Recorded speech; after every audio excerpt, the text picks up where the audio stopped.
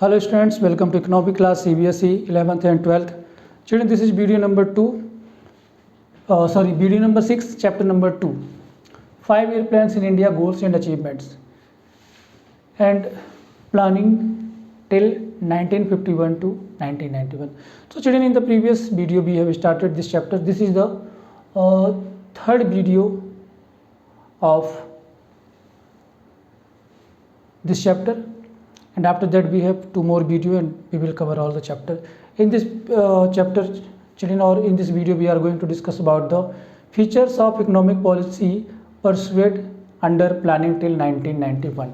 children, हम planning period को 2 part में पढ़ते हैं. एक तो हम पढ़ते हैं 1951 टू 1991 और उसके बाद हम पढ़ते हैं 1991 के बाद वाली पॉलिसी. 1991 से हमने न्यू इकोनॉमिक पॉलिसी 1991 स्टार्ट किया, जिसको हम कहते हैं एलपीजी पॉलिसी या स्ट्रक्चरल एडजस्टमेंट प्रोग्राम भी हम उसको कहते हैं.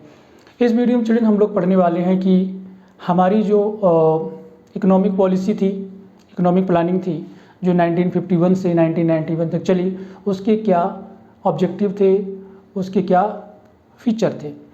तो चिल्ड्रन, प्रीवियस वीडियो में हमने आपको बताया कि प्लानिंग कमीशन को ऑर्गेनाइज़ किया गया, प्लानिंग कमीशन बनाया गया 1991 में. और प्लानिंग कमीशन का ये काम था कि वो पूरी इकोनॉमी को डेवलप करने के लिए पॉलिसी बनाएंगी, प्लान बनाएगी. तो चलिए, इसमें क्या था कि हमने आपको बताया कि लॉन्ग पीरियड गोल, शॉर्ट पीरियड गोल. लॉन्ग पीरियड गोल जो है वो कॉमन होंगे, वो लॉन्ग ड्यूरेशन के लिए होंगे, और वो सभी जो 5 ईयर प्लान बनाए जाएंगे तो वो कॉमन होंगे. शॉर्ट पीरियड गोल वो गोल थे चिल्ड्रन, या वो प्लान थे हमारे जो करंट नीड के अकॉर्डिंग वारी करते थे, यानी करंट नीड के अकॉर्डिंग वो बदलते रहते थे. और जो शॉर्ट पीरियड गोल हुआ करता था चिल्ड्रन, वो हमारा 1 से 3 ईयर के लिए, और जो लॉन्ग पीरियड गोल था वो 5 ईयर के लिए चलता था. तो हमने अपनी चिल्ड्रन पूरी इकोनॉमिक प्लानिंग को 5 ईयर के ड्यूरेशन में डिवाइड किया. कि अभी हमने मान लीजिए आज की डेट में जो भी है, तो हमने आज बैठ कर और अगले 5 सालों के लिए पूरी प्लानिंग कर ली कि हमें अपनी इकोनॉमिक प्लानिंग को कैसे डेवलप करना है. ठीक है. 5 ईयर के बाद फिर हमने एक फ्रेश प्लानिंग बनाया नेक्स्ट 5 ईयर के लिए. और ऐसे हमारी जो इकोनॉमिक प्लानिंग जो है चिल्ड्रन चलती रही कि हम 5 ईयर, जिसे हम कहते हैं 5 ईयर प्लान, यानी हम एक प्लान बनाते हैं, वो 5 ईयर तक प्रोसीड होता है, 5 ईयर तक वो अप्लाई होता है. जो भी हमने आज प्लान बनाए थे 5 ईयर के लिए, तो पूरे 5 ईयर जो है उस 5 ईयर के जो प्लानिंग बनाए थे उसके अकॉर्डिंग जो है हम अपनी इकोनॉमी को डेवलप करते हैं. तो चिल्ड्रन, इसमें हम 1951 से 1991 तक जो हमारी पॉलिसी थी उसके कुछ फीचर हमने बोर्ड में लिख रखे हैं, तो हम आपको बताने वाले हैं. सबसे पहले जो फीचर है चिल्ड्रन, वो heavy reliance on the public sector. जो हमने प्लानिंग, इकोनॉमिक प्लानिंग की, जो हमारी 1951 से 1991 तक चली, उसमें जो सबसे पहला फीचर था चिल्ड्रन कि हम अपनी कंट्री में फर्स्ट जो था heavy reliance on public sector. Public sector का मतलब चिल्ड्रन गवर्नमेंट सेक्टर. हमने रिलायंस का मतलब आप देख रहे हो, जैसे कि हमने भरोसा किया, हमने ज़्यादा रिलायंस किया कि हम अपनी इकोनॉमी को डेवलप करेंगे, जिसमें हम रिलायंस करेंगे पब्लिक सेक्टर पर. हम प्राइवेट सेक्टर को ज़्यादा जो है कंट्रीब्यूशन नहीं करने देंगे. जो स्टेट है वो जो है इकोनॉमी को डेवलप करेगी, और पब्लिक सेक्टर को हमने सारी रिस्पॉन्सिबिलिटी दे दी. पब्लिक सेक्टर का मतलब गवर्नमेंट जो कंपनियां थी, गवर्नमेंट डिसाइड करेगी, और गवर्नमेंट की कंपनियां ही उन चीज़ों का प्रोडक्शन करेंगी जो हमारे इकोनॉमी के लिए नीड होगी. आप देख सकते हैं कि जो 17 इंडस्ट्रीज़ थी वो हमने रिजर्व कर दिया केवल पब्लिक सेक्टर के लिए, और प्राइवेट सेक्टर को हमने केवल 12 सेक्टर रिजर्व कर दिए कि ये जो 12 गुड्स हैं इनका प्रोडक्शन केवल प्राइवेट सेक्टर करेगा, और जो 17 जो हैं, जो स्ट्रेटजिक इंडस्ट्रीज़ हैं, उनका जो प्रोडक्शन है, उनमें जो गुड्स का प्रोडक्शन है वो पब्लिक सेक्टर करेगा. तो ये तो हो गया चिल्ड्रन फर्स्ट फीचर. इसके बाद हम आ जाते हैं सेकंड फीचर पे, वो है regulated development of private sector. यानी प्राइवेट सेक्टर का भी हम डेवलपमेंट करेंगे, बट उनको हम रेगुलराइज करेंगे. रेगुलराइज करने के लिए क्या है कि अगर हम आज कोई इंडस्ट्री लगाना चाहते हैं, किसी कमोडिटी का गुड प्रोडक्शन करने के लिए मुझे इंडस्ट्री लगानी है चिल्ड्रन, तो उसके लिए पहले मुझे गवर्नमेंट से लाइसेंस लेना पड़ेगा और अपनी कंपनी का या अपनी फैक्ट्री का रजिस्ट्रेशन करवाना पड़ेगा. 1996 में चिल्ड्रन हमारे कंट्री में आया MRTP, monopoly restrictions trade policy, कि हम रेस्ट्रिक्ट करेंगे कि कहीं ये जो प्राइवेट सेक्टर है ये मोनोपोली क्रिएट ना कर लें, इसलिए इसका नाम दिया गया मोनोपोली रिस्ट्रिक्शन ट्रेड पॉलिसी। तो आई होप कि चिल्ड्रन ये आपको समझ में आ गया होगा। चिल्ड्रन इसमें एक ये भी था कि अगर कोई प्राइवेट सेक्टर है वो किसी कमोडिटी का प्रोडक्शन कर रहा है, तो मान लीजिए कि वो 100 यूनिट प्रोडक्शन कर रहा है, वो 100 यूनिट से 200 का प्रोडक्शन करना चाह रहे हैं, तो इसके लिए भी उसे गवर्नमेंट से परमिशन की ज़रूरत होती थी। अगर गवर्नमेंट ने इसको ऑर्डर दे दिया कि आप 100 की जगह पर 200 का प्रोडक्शन कर सकते हो तो वो करेंगे, अदरवाइज वो नहीं करेंगे। तो हमने इनका जो एक्सपेंशन था, ये देखिए, regulated expansion of existing industries of in private sector, यानी प्राइवेट सेक्टर में अगर कोई इंडस्ट्री है और उसका कोई प्रोग्राम है कि वो एक्सपेंशन करना चाहता है, अपने बिजनेस को बढ़ाना चाहता है, अपने प्रोडक्शन लिमिट को इंक्रीज़ करना चाहता है, तो उसके लिए भी उसको गवर्नमेंट से परमिशन लेने की ज़रूरत थी। इसीलिए इसका नाम है regulated expansion of existing industries in private sector. तो कहने का मतलब ये है कि चिल्ड्रन हम प्राइवेट सेक्टर को भी डेवलप करेंगे, लेकिन गवर्नमेंट को रेगुलेट करेगी कि कितना प्रोडक्शन करना है, कितना ज़्यादा करना है, कितना कम करना है। ठीक है। थर्ड पॉइंट पर चिल्ड्रन हम लोग आ जाते हैं, protection of small scale industries and regulation of large scale industries. यानी कि हम जो स्मॉल स्केल इंडस्ट्रीज हमारी कंट्री की, उनको प्रोटेक्ट करेंगे। प्रोटेक्ट चिल्ड्रन हमें किससे करना है? प्रोटेक्ट करना है उसे फॉरेन कंपटीशन से करना है, क्योंकि चिल्ड्रन उस वक्त हमारी कंट्री की जो टेक्नोलॉजी थी वो उतनी अच्छी नहीं थी। तो जो हम उन टेक्नोलॉजी को यूज करके कमोडिटी बना रहे थे, जो गुड्स और सर्विसेज का प्रोडक्शन कर रहे थे चिल्ड्रन, वो उस इंटरनेशनल लेवल की नहीं थी। तो अगर हम उस वक्त फॉरेन के, अगर दूसरी कंट्री के जो सामान है वो अपनी कंट्री में अगर इंपोर्ट कर लेते, जिनकी टेक्नोलॉजी हमसे अच्छी थी, तो हमारे जो डोमेस्टिक प्रोडक्ट थे उनका उनसे कंपटीशन होता, और ऑब्वियसली हमारे जो गुड्स हैं उन कंपटीशन को फाइट नहीं कर पाते, और हमारे जो गुड है उनकी डोमेस्टिक मार्केट में डिमांड कम हो जाती। तो उनका जो इंडस्ट्री है उनको हमें प्रोटेक्ट करना था फॉरेन कंपटीशन से। और फॉरेन कंपटीशन कैसे करेंगे कि अगर हमें कुछ इंपोर्ट कर रहे हैं, ठीक है ना, तो उसमें हम हैवी ड्यूटी लगा देंगे, उस पर हैवी टैक्स लगा देंगे। इंपोर्ट ड्यूटी लगा देने से क्या हो गया कि उसका जो है प्राइस इंक्रीज़ हो जाएगा। ठीक है। या फिर हम इतना ज़्यादा इंपोर्ट ड्यूटी लगा दें कि वो जो भी कंट्री है हमारी कंट्री में अपने सामान को लाकर बेचना चाहती है वो बेच ही ना पाए।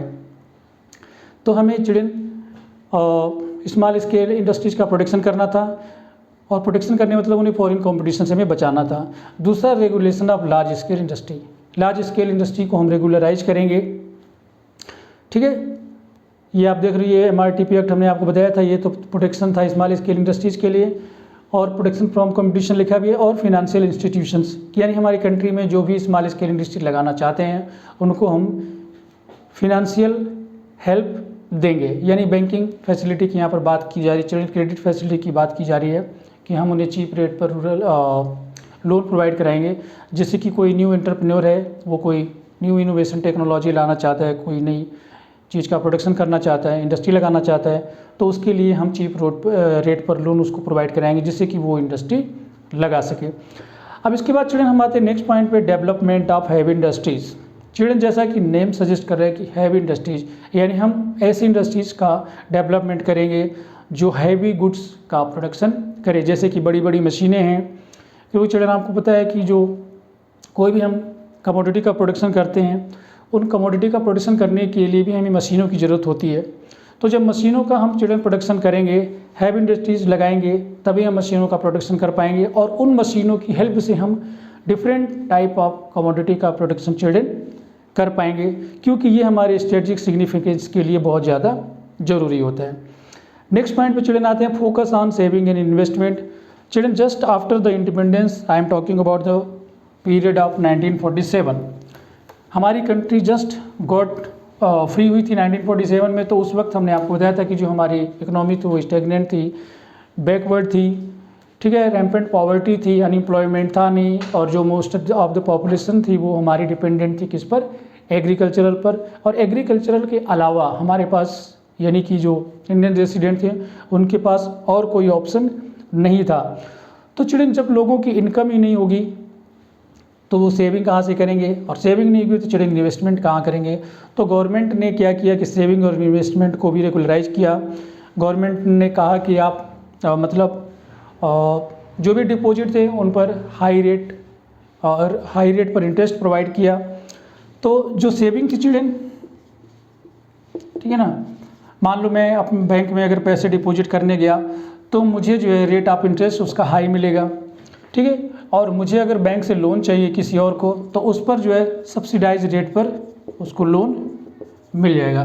तो इस तरीके से गवर्नमेंट ने सेविंग और इन्वेस्टमेंट को प्रमोट किया, ठीक है, कि जो सेविंग कर रहे थे लोग उनको उन पर इंटरेस्ट ज़्यादा दिया जा रहा था, और अगर किसी को लोन चाहिए तो उनको सब्सिडाइज रेट पर या कम रेट पर या चीप रेट पर लोन मिल रहा था, जिससे कि नए नए एंटरप्रेन्योर आएँ और वो इंडस्ट्री लगाएं।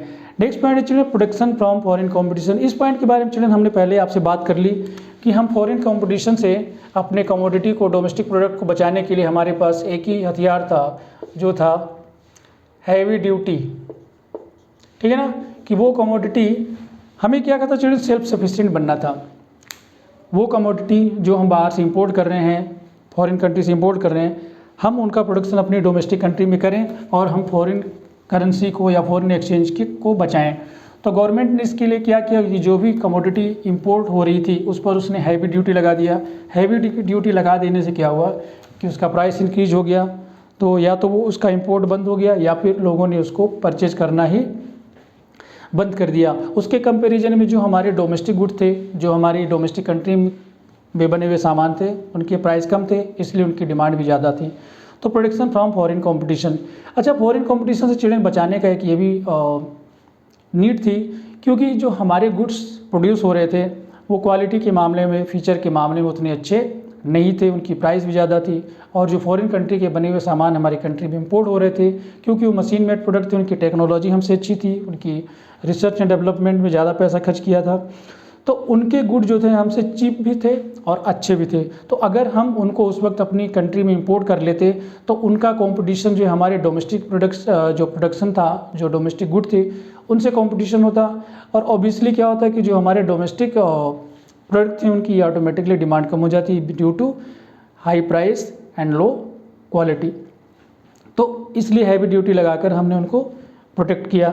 Next children focus on import substitution.